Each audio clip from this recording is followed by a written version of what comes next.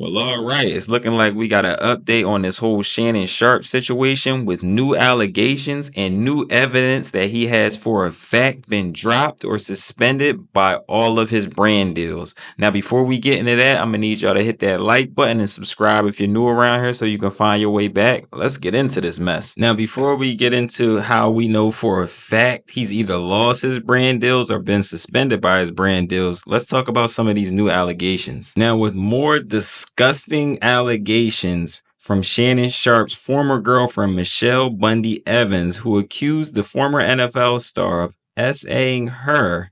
Now, this is Michelle Bundy, not the Michelle that we heard from the tape, which leaked some months back by Shannon Sharpe. This is a different Michelle, who was his former girlfriend around the same time when he was an analyst on CBS. Now, reported by The Sun, Sharpe, 56, is currently facing a separate lawsuit filed by a woman under the alias of Jane Doe. Now, we know who Jane Doe is now because Shannon Sharpe came out and explained who this woman was, Gabrielle Zega. She's also a OF model, and she does different work in OF. Now, back to the story. Who claimed he had SA'd her when she tried to end their relationship in 2024. He has denied the allegations, and the case is ongoing. However, he did step away from his ESPN job on Thursday, insisting he will return at the start of the NFL preseason. Now, I just checked over on Stephen A. Smith's YouTube channel, and it sounded like he's not going to return. Stephen A. Smith hit us with the "I talked to my bosses," and it sounds like the bosses don't want anything to do with this situation with Shannon Sharpe, and they don't want any SA situations going on any Disney networks, which is more than understandable. Now, in this lawsuit by Michelle Evans, who dated Shannon Sharpe back in 2010, Evans said she and the ESPN First Take star had dated for nearly a decade when in September 2010 they got into an argument over her claims he had cheated on her. Now, I gotta sit back and say this sounds exactly how Gabrielle Zega's situation happened. Gabrielle Zega turned around and said that they were doing well until she came up with allegations towards Shannon Sharpe about him cheating with the other Michelle. Now, this isn't the same Michelle that I'm talking about right here, Michelle Evans. This was a different Michelle. Now listen, Unc has been active in these streets, alright? He got a thing for women named Michelle, and it's looking like all of these SA situations are kind of sounding similar too. But let's get back to it. Now, during that 2010 argument, Evans alleges that Sharpe proceeded to forcibly subdue her, compelling her to her knees and subsequently engaging in non-consensual oral penetration.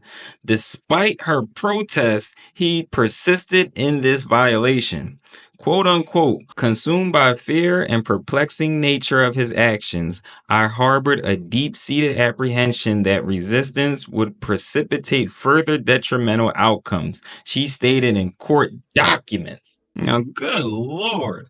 I can't say that it sounds exactly like the Gabrielle situation, but I'm seeing some similarities, enough similarities to the point where I ain't taking nobody's side. I'm going to sit back and see how this play out, but let's get back to it. She would then go on to say, thereafter, Shannon's coercion escalated as he maneuvered me onto the bed and achieved non-consensual penetration, all the while proclaiming his intent to make it so no other man would want me. I don't know what that's about. That's like a different type of situation. If all this is true, I don't know what type of twisted fantasies could be going on in somebody's mind to make them think like that. She would then go on to say, quote unquote, I was bereft of understanding as to his meaning, yet accurately aware that my voiced dissent had been disregarded. Evans said after the alleged incident, the First Take star threatened her with ruin if she disclosed what had allegedly happened. She went on to say, in the aftermath of these heinous acts, Shannon's actions took a more menacing turn. He levied threats of ruin, declaring that any attempt on her part to disclose his transgressions would be met with comprehensive campaigns to use everyone I know to destroy you. Ending quote. Now listen, I gotta say, Shannon, if you out here threatening females and SAing females, then threatening to ruin their life if they tell anybody, that's an animal. But I also gotta say, we gotta let all this stuff play out in the courts because we don't know who's telling the truth and who's lying. Now, Michelle Evans Bundy would go on to say, given Shannon's extensive acquaintances, the gravity of this threat loomed large, endangering an intensified state of fear within me. In response to his unrelenting harassment, which persisted even during my hours of employment, I sought and obtained a judicial relief in the form of a protective order. Now, after the incident, she filed a restraining order against Sharpe, who was a TV analyst for CBS at the time. The restraining order petition alleged he repeatedly called and threatened her life, places her under surveillance, and calls to say he is watching her. What? You called to say you watching her? Now, I hope all this ain't true about Unc, because this sounds insane. Now, after news of the restraining order broke, Sharpe stepped away from his show. Now, this is the part where I'm having a problem with stuff, because he's doing literally the same thing with ESPN.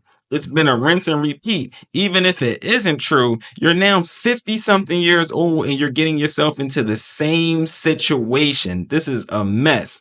Now, Shannon Sharpe back in 2010 would come out with a statement saying, I have decided to step aside from the NFL today until this matter is resolved. He said in a statement at the time, according to CBS News. That sounds eerily similar to what he just said about ESPN First Take with Stephen A. Smith that he was a regular guest on. It sounds eerily similar. Now, in Michelle's lawsuit, Evans is suing the Club Shay Shay podcaster for defamation. She accused the sports personality of bringing up their legal entanglements at various times on TV and in other public broadcasts, which she said caused her harm and damage to her reputation. Which I gotta sit back and say that might be true. That's plausible. I can see that happening. Shannon Sharpe is always talking about different situations that happened in his life, and who knows if he's sitting around talking about this situation with Michelle. Who knows? Now, in Michelle's lawsuit, she's seeking $4 million in damages. And I gotta say, what do I think about this? I'm going to sit back and see how this plays out. At first, when I heard about it, I was annoyed at Tony Busby being a part of anything going at a black entertainer. This dude is the ultimate scum towards black entertainers.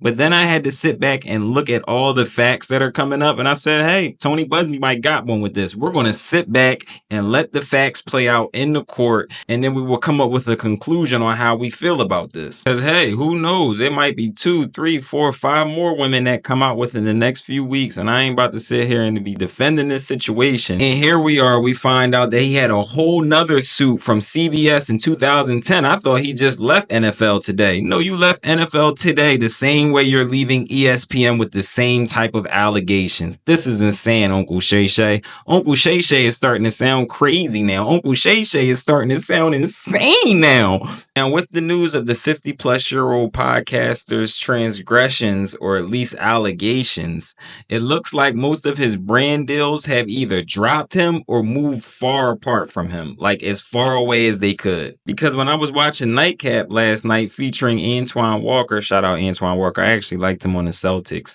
I noticed that up in the right-hand corner, I don't see the DraftKings logo. It's as if DraftKings is not sponsoring him anymore. And I also noticed something else behind Ocho Cinco.